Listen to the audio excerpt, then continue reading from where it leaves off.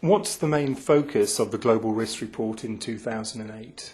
Well, the Global Risk Report does a number of different things. One is to provide assessments of global risks from one year to the next. But this year we actually focus on 4 global risks which we consider to be of particular importance going forward over the next 10 years. One is systemic financial risk, which is perhaps quintessentially a short-term risk, but we view it in its long-term context. Another is food security.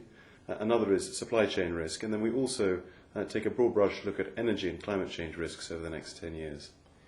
And how does it reflect the growing concerns about the downturn in the global economy?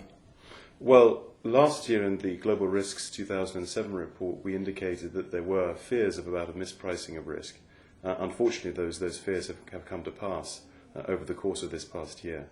Our focus, however, in this report is to say, well, despite these fears of downturn in the global economy, we need to keep our eyes focused on major long-term challenges and threats, and we mustn't be put off course by the short-term uncertainties.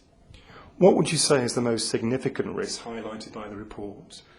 I'd say in many ways the most interesting risk is food security, or rather food insecurity, which for many countries in the developed world had not really been considered a risk over the last 10 years. Prices have historically been falling over a very long period of time, and now actually we're beginning to see this issue rise up again, including for advanced economies. We think that's very interesting.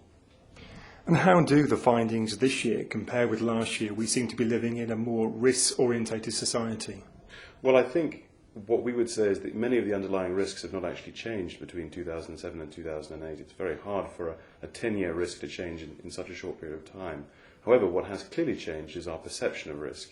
In 2007, or the beginning of 2007, we believed that really there was a drastic underpricing of risk in financial markets and indeed a general underappreciation of risk. We think that's beginning to change. We hope that with this change in the perception of risk, actions to mitigate risk will follow.